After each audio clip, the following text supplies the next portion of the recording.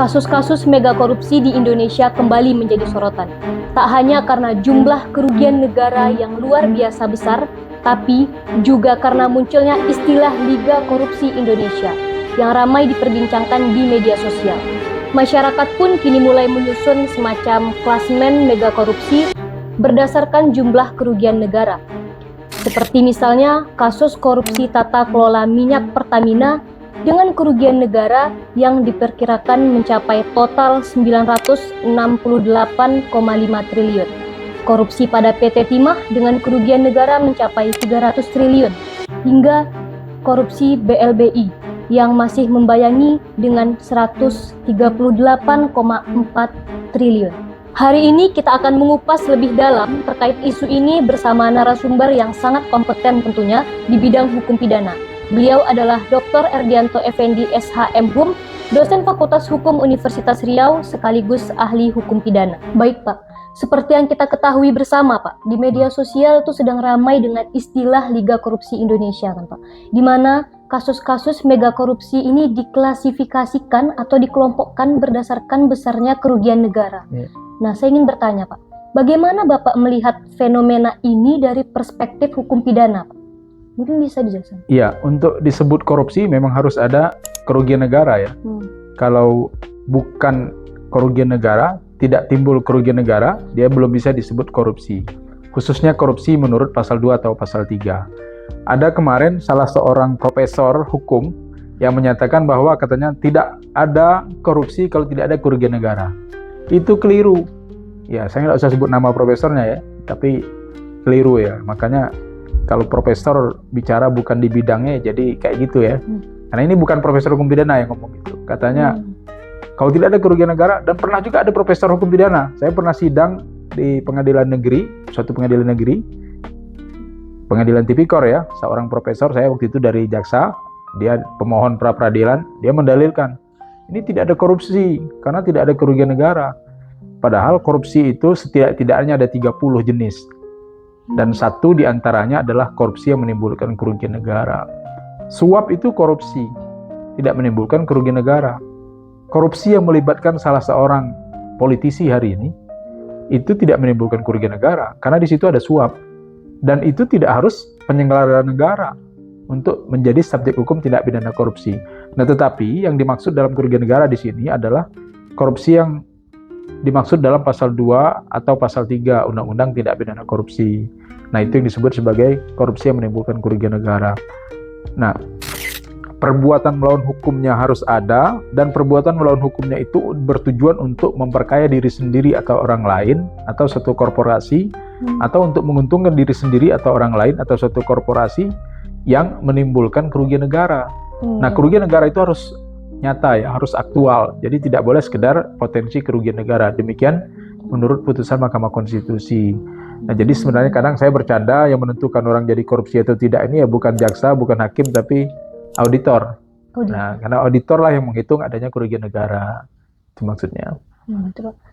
Baik Pak, bagaimana dengan kabar bahwa BBM jenis Pertamax itu dioplos dengan BBM jenis Pertalite? Mungkin Bapak sudah mendengar berita itu kan Pak. Nah, walau sudah dibantah oleh Vice President Corporate Communication Pertamina, Bapak Fajar Joko Santoso, bukankah itu juga masuk tindak pidana lain Pak? Atau bagaimana opini dari Bapak? Ya, kalau itu kan ada kerugian negara dan ada perhitungan timbulnya kerugian negara. Nah, kalau saya sering ditanya apakah korupsi itu tidak, ya saya tanya Anda nggak kerugian negaranya. Nah, kalau kerugian negara itu ternyata disebabkan oleh adanya perbuatan melawan hukum atau penyalahgunaan wewenang, dan itu memperkaya orang lain atau satu korporasi atau diri sendiri, atau menguntungkan diri sendiri atau orang lain atau suatu korporasi, nah itu sempurna dia sebagai tindak pidana korupsi. Nah, termasuk misalnya dalam hal ini kan Pertamina ini kan milik negara, BUMN, keuangannya adalah keuangan negara, dan mendapatkan berbagai fasilitas dia, subsidi, kompensasi. Nah, ini kalau ternyata subsidi dan kompensasi yang diambil dari keuangan negara lalu kemudian dimanfaatkan untuk kepentingan yang nggak benar, ya terjadi kerugian negara. Dan bagaimana kerugian negara? Tentu ahli keuangan negara yang menghitung, auditor ya, auditor atau ahli keuangan negara. Nah, sekarang memang ada bantahan. Saya bukan orang minyak ya, bukan orang pertambangan. Saya nggak ngerti apakah benar pengoplosan Pertalite itu menjadi Pertamax. Wallahu alam ya, kita nggak tahu. Tapi saya juga yakin bahwa Kejaksaan Agung itu kan juga punya tim ya. Iya. Dan di dalam sistem peradilan pidana penyidik berwenang untuk memanggil ahli di bidangnya. Tentu saya yakin Kejaksaan Agung juga sebagai lembaga tertinggi di bidang penuntutan dan juga salah satu penyidik tindak pidana korupsi selain KPK dan kepolisian, saya kira tidak main-main ya pasti. Ini marwah Kejaksaan Agung. Kalau mereka secara serampangan menetapkan orang sebagai tersangka, tidak mungkin saya kira. Nah, tapi Pertamina juga bilang seperti itu, ya saya kira sah-sah saja. Ya, inilah namanya di dalam azas hukum acara pidana itu salah satunya adalah audi et alteram parte. Kedua belah pihak harus didengar dan berlaku juga azas presumption of innocence, praduga tak bersalah. Jadi silakan Pertamina membuktikan bahwa dia tidak bersalah, dia punya hak. Kemudian penyidik juga berwenang untuk menetapkan orang sebagai tersangka dengan memanggil ahli, mengumpulkan alat bukti yang lainnya. Kita ikuti aja prosesnya. Jadi masyarakat juga tidak buru-buru, tidak serta-merta harus menyalahkan Pertamina. Nggak usah kemudian, oh pokoknya itu semua Pertamax dicampur Pertalite. Itu belum tentu juga kan, kita lihat proses persidangan. Tetap sabar, tetap tenang, jadi jangan panik. Juga kemudian kita juga tidak meragukan juga Kejaksaan Agung. Karena ini dua-duanya besar ya. Kejaksaan Agung adalah simbol penegakan hukum Indonesia. Pertamina juga adalah perusahaan BUMN terbesar di Indonesia. Dalam apalagi di bidang minyak ya, dan penghasilannya juga luar biasa besar. Hati-hati juga kita menyikapi ini kan. Pak, jika memang kabar ini benar, Pak. Nah, Bapak atau kita lah pada umumnya, Pak, sebagai konsumen, apa yang ada di pikiran Bapak, Pak? Ya, artinya kita ditipu kan? Dan karena ditipu ini, harusnya ini bukan cuma tindak pidana korupsi ya, karena memang ini ada sumber keuangan negara dalam BUMN, dan keuangan yang dikelola adalah keuangan negara, tapi juga ini bisa dianggap sebagai penipuan, dan kita juga bisa melapor. Tinggal nanti penyidik membuktikan, karena beban pembuktian itu kan ada pada penyidik dan penuntut umum. Kita buat aja laporan, biar ini menjadi konkursus perbarengan. Jadi dibebankan bentuk pidananya nanti kepada mereka yang bertanggung jawab dalam pengelolaan minyak yang seperti ini. Kalau ini benar, ya menurut saya ini juga patut jadi pertimbangan pihak penyidik untuk menerapkan pasal konkursus ya, perbarengan dalam hukum pidana pasal 63, 64, dan 65. Karena ini bukan cuma ternyata korupsi, bisa juga tindak pidana di bidang pertambangan, bisa juga tindak pidana di bidang umum, tindak pidana KUHP, penipuan terhadap konsumen, dan juga bisa sebagai tindak pidana perlindungan konsumen. Nah, macam-macam ya tindak pidana di dalam prinsip perbarengan dalam hukum pidana memang diambil pasal yang ancaman pidananya paling berat. Tapi tidak apa-apa disertakan, nanti dibuat berlapis saja kan dakwaannya. Iya. Nah, Pak, menurut pandangan Bapak, untuk kasus Pertamina ini mengapa kejaksaan yang mengambil alih kasusnya, Pak? Mengapa tidak KPK, Pak? Ya, mungkin kejaksaan sudah lebih dahulu melakukan penyelidikan ya terhadap kasus ini, dan atau bisa jadi laporan masyarakat terkait ini kejaksaan. Ya nggak ada masalah. Nah, walaupun bisa saja misalnya dalam satu kasus KPK mengambil alih proses penyidikan. Nah, tapi kan kalau nggak jalan. Nah, Undang-Undang KPK memungkinkan KPK mengambil alih satu kasus yang sedang ditangani oleh penyidik kepolisian dan penyidik kejaksaan. Tapi ya sekarang kan penyidik kejaksaan sudah punya data. Ya biarkanlah kejaksaan bekerja. Dan dalam kasus yang sebelumnya kan juga banyak ya, kejaksaan sudah menangani kasus-kasus seperti timah kemarin kan. Saya kira ini juga mari kita percayakan dulu kepada teman-teman kejaksaan untuk melakukan penyelidikan dan penyidikan kasus ini. Semoga dapat meningkatkan kembali kepercayaan masyarakat terhadap kejaksaan, tetapi hati-hati juga kan, supaya ini juga terhadap Pertamina juga harus jangan sampai justru menurun kepercayaan publik kepada Pertamina. Nah, kalau memang benar ini terjadi, saya kira ini saatnya berbenah ya. Presiden harus turun tangan, baru berbenah, harus ada tindakan drastis, tindakan yang cepat terhadap Pertamina. Jadi harus direstrukturisasi ya pimpinan Pertamina. Yang nggak baik ya tentu harus, ibarat beras itu kan ada atahnya, ya atahnya harus dibuang. Jangan sampai kemudian mengotori yang lain, rusak susu sebelanga gara-gara nilas titik kan, jangan sampai begitu. Iya, Pak. Baik Pak, dari daftar mega korupsi ini Pak, kasus korupsi tata kelola minyak Pertamina dan PT Timah ini menempati peringkat teratas dalam hal kerugian negara Pak. Berdasarkan pengamatan Bapak, mengapa mega korupsi ini tetap berlangsung sampai saat ini Pak? Apalagi yang kita ketahui bahwa kerugian negara itu tidak sedikit dari ini Pak. Ya, prinsipnya kan kata pepatah itu ada gula ada semut. Nah ini tambang ini adalah objek yang menarik dan luar biasa keuntungannya. Jadi tenaga pekerja paling bawah aja di perusahaan tambang ini kaya. Itu ada orang kampung saya udah jadi the rich man gara-gara ikut bisnis batu bara. Itu kita yang sekolah tinggi-tinggi di kampung pun nggak ada apa-apanya dibanding beliau. Beliau padahal cuma sekolah tamat SD ya. Tahu saya tamat SD. Tapi kemudian jadi orang kaya raya, the rich man. Jadi kayak Sultan of Tunggalulu.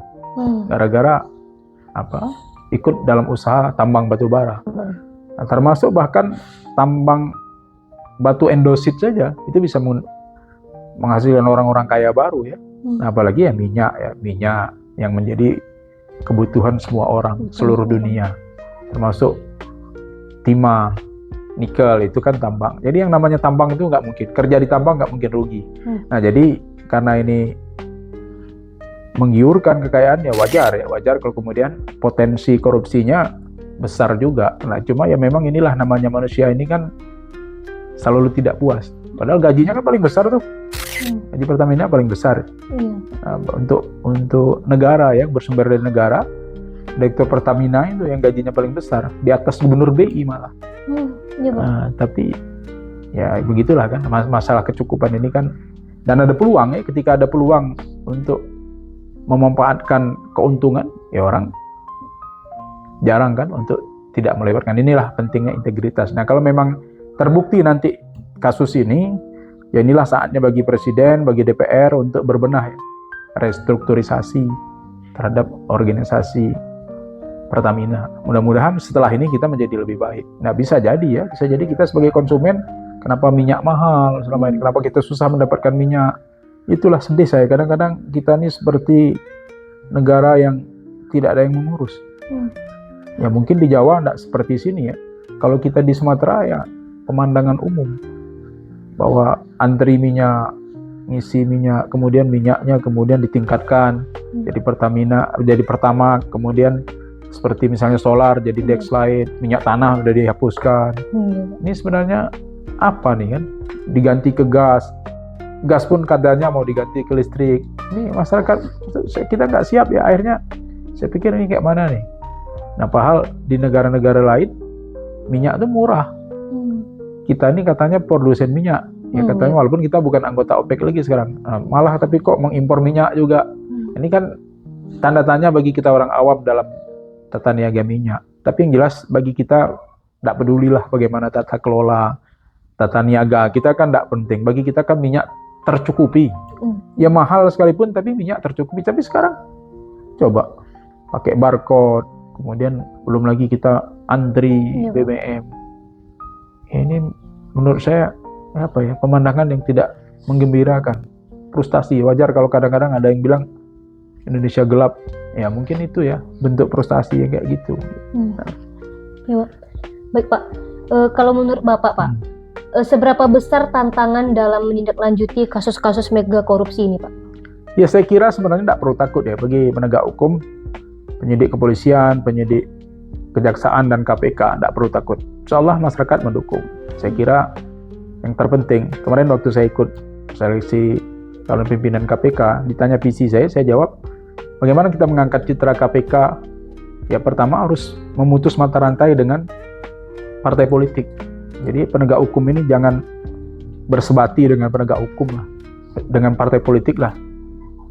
Jadi harus bersebati itu dengan masyarakat. Masyarakat yang anti korupsi, masyarakat yang menjunjung. Ini masyarakat sipil kan mendukung, kampus mendukung pemberantasan korupsi. Kejar, fiat justitia, ruat culum periat mundus. Tegakkan hukum walaupun besok langit akan runtuh. Jadi seperti itu ya, kita harus berani terus, maju terus untuk ini, karena masyarakat pasti mendukung. Ini tidak perlu takut dengan gertakan orang-orang kuat, harus objektif, semua harus non-diskriminasi. Insya Allah kita akan mendukung semua. Baik Pak, apakah Pak regulasi yang ada saat ini itu sudah cukup kuat untuk menindaklanjuti kasus korupsi yang berskala besar atau mega korupsi seperti ini Pak? Atau perlu adanya reformasi hukum yang lebih tajam, mungkin seperti pemerintah harus segera mensahkan RUU perampasan aset bagi pelaku tindak pidana korupsi begitu Pak? Ya kalau undang-undang saya kira sebenarnya udah cukup lah ya. Tapi kembali kan penegakan hukum. Jadi ada, menurut Friedman itu ada 3 faktor yang mempengaruhi hukum, sistem hukum. Pertama adalah substansi hukum, perundang-undangannya, kemudian struktur hukum, lembaga penegak hukumnya, yang ketiga adalah kultur hukum masyarakat. Nah, kalau Suryono Sukanto itu menyatakan ada 4 faktor yang mempengaruhi penegakan hukum. Faktor hukum itu sendiri, faktor fasilitas, faktor penegak hukum, dan faktor masyarakat dan budaya. Sebenarnya hampir sama. Nah, itu yang kemudian menyebabkan mempengaruhi penegakan hukum ini menjadi baik atau tidak. Tapi secara substansi ya memang undang-undang perampasan aset itu belum jadi. Salah satunya memang mengapa perampasan aset belum jadi undang-undang, ya karena berkaitan dengan perampasan hak asasi manusia. Kadang-kadang ya salah sita jadinya kan. Aset yang tidak ada hubungan dengan tindak pidana disita juga. Nah, itu sebenarnya maka kemudian memang mungkin sebagian menolak. Tapi saya kira itu segera aja. Kekayaannya tidak wajar, tidak bisa dipertanggungjawabkan. Nah kan kita ada juga sistem pembuktian terbalik ya. Silakan dibuktikan kalau dia memang betul harta yang diperoleh melalui jalan yang halal. Peningkatan LHKPN itu sebenarnya sudah cukup lah sebetulnya ya. Tinggal RUU perampasan aset kalau dibuat, itu saya kira, tapi apa ya berani DPR atau enggak? Nah itu kan soal lain, karena khawatirnya itu mungkin akan menyasar mereka juga bisa jadi kan. Nah, makanya ya mungkin bisa jadi itu hati-hatinya. Baik Pak. Pak, di media sosial kan banyak nih Pak netizen yang geram akan mega korupsi ini, dan tidak sedikit juga Pak yang menginginkan dijatuhkannya hukuman mati untuk para koruptor tersebut Pak. Nah, apakah penjatuhan hukuman mati ini memungkinkan dijatuhkan dalam kasus seperti ini atau kasus mega korupsi seperti ini Pak? Kalau di dalam undang-undang kan belum ke sana. Itu kan yang disyaratkan bahwa pidana mati terhadap tindak pidana korupsi itu dapat dijatuhkan dalam hal keadaan tertentu, bencana alam. Itu kalau, tapi bisa saja kan sebenarnya ketika hakim melakukan penemuan hukum, melakukan karena dianggap ini dampaknya demikian serius, ini mengganggu perekonomian, menyita perhatian publik, dan menyangkut hajat hidup orang banyak ini. Minyak ini kan hajat hidup orang banyak. Bayangkan tuh kalau minyak habis, minyak SPBU tutup aja, minyak kosong, listrik mati, apa yang terjadi? Lumpuh kita kan, perekonomian lumpuh. Nah jadi menurut saya ini dampaknya serius betul. Cuma ya memang harus diperlukan keberanian dan dukungan masyarakat semua. Bicara ketercelaan, ini menurut saya betul-betul tercela ya. Baik Pak. Pak, dengan kerugian negara yang begitu besar akibat korupsi ini Pak, dan tentunya berimbas terhadap perekonomian dan kesejahteraan masyarakat, bagaimana sebaiknya menurut Bapak peran masyarakat dalam mengawal kasus-kasus ini Pak, agar tidak hanya sekedar menjadi trending topik di media sosial, tetapi benar-benar mendapatkan penyelesaian hukum yang tegas gitu Pak? Ya kalau pengawalan dari masyarakat saya kira udah cukup lah, udah banyak LSM anti korupsi ya. Tapi yang terpenting menurut saya masyarakat juga harus jangan cuma teriak anti korupsi, tapi kemudian kita juga berperilaku korup dalam jumlah yang kecil. Jadi jangan maling teriak maling. Jadi semua harus betul-betul menunjukkan sikap integritas kita, jujur, tanggung jawab, bersikap bersih ya. Jadi jangan sekedar slogan. Karena di Indonesia ini kan orang Indonesia kan paling pandai buat slogan. Tapi kenyataannya kita tidak ikut. Jadi kita bilang kita ini kawasan bebas korupsi, tapi nyatanya disitulah kadang-kadang yang jadi sarang korupsi. Itu kan kadang di papan-papan nama aja, bebas, ini bersih dari korupsi, kemudian ini anti korupsi. Nyatanya kita sendiri kadang berperilaku korup. Ya mulailah dari diri sendiri, mulailah dari sekarang, mulai dari hal yang kecil. Kita yang menjaga diri kita untuk tidak terpengaruh dengan perilaku korup seperti itu. Baik Pak. Pak, Selain disahkannya RUU perampasan aset ini, Pak, apa harapan Bapak terhadap penegakan hukum dan transparansi dalam penanganan kasus korupsi di Indonesia ke depannya, Pak? Ya, penegakan hukum ya memang harus dilakukan secara berimbang ya, karena belum tentu orang yang salah itu benar-benar salah menurut azas praduga tak bersalah. Nah, jadi dilibatkan aja. Makin banyak masyarakat yang ingin tahu, pemberitaan yang makin banyak, kira makin bagus. Jadi pengawasan masyarakat jauh lebih banyak. Jadi demikian banyak orang yang ikut mengawasi proses penegakan hukum. Para penegak hukum juga tidak main-main, tidak menjadikan itu sebagai sarana untuk jadi ATM ya, tetapi memang betul-betul untuk dalam rangka menegakkan hukum tanpa pandang bulu, tidak mau disogok, tidak ada korupsi dalam penegakan hukum tindak pidana korupsi. Dengan sampai itu pula terjadi ya, justru sapunya yang justru kotor, menyapu lantai dengan sapu yang kotor, ya bagaimana mungkin? Jadi pembersihan korupsi di Indonesia ini harus dimulai dari sistem peradilan pidana. Pengadilan dulu yang harus bersih. Kalau pengadilan sudah bersih, pasti jaksanya bersih, pengacaranya bersih. Tapi kalau pengadilannya masih bisa dimainkan, ya itu akan membuka peluang orang-orang yang bersalah menjadi tidak bersalah, orang tidak bersalah menjadi salah, by order bisa. Nah ini kan objektif. Kalau pengadilan objektif, pengadilannya tegak lurus, insya Allah kita akan baik. Tapi saya optimis. Saya termasuk orang yang tidak percaya bahwa Indonesia akan memasuki zaman kegelapan. Saya percaya bahwa Indonesia akan terang. Baiklah, luar biasa sekali diskusi kita hari ini yang tentunya sangat membuka wawasan tentang realitas penegakan hukum dalam kasus mega korupsi di Indonesia. Sebelum kita mengakhiri sesi ini, apakah ada pesan atau harapan dari Bapak untuk masyarakat agar lebih aktif lagi, Pak, dalam mendukung pemberantasan korupsi? Iya, harapan saya semoga kita semua ketat dalam pengawasan korupsi, bersikap anti korupsi, dan memang harus mulai dari diri kita ya, untuk berperilaku penuh integritas, tidak ikut-ikutan korupsi. Mulai dari kita, mulai dari diri sendiri ya, mulai dari hal yang kecil, mulai dari sekarang. Baiklah Pak, terima kasih banyak Pak atas waktu dan ilmunya dari Bapak hari ini. Semoga pembahasan kita bisa memberikan perspektif baru bagi pendengar dan dalam memahami kasus mega korupsi di Indonesia. Dan tentu saja bagi teman-teman yang telah menyaksikan atau mendengarkan, jangan lupa untuk terus mengikuti perkembangan hukum di Indonesia dan tentunya berani bersuara melawan korupsi. Sampai jumpa di episode berikutnya. Jangan lupa subscribe, like, and comment channel ini. Dan saya Olivia Fredelina sebagai host pamit undur diri. Saya sudahi dengan wassalamualaikum warahmatullahi wabarakatuh. 3, 2, 1,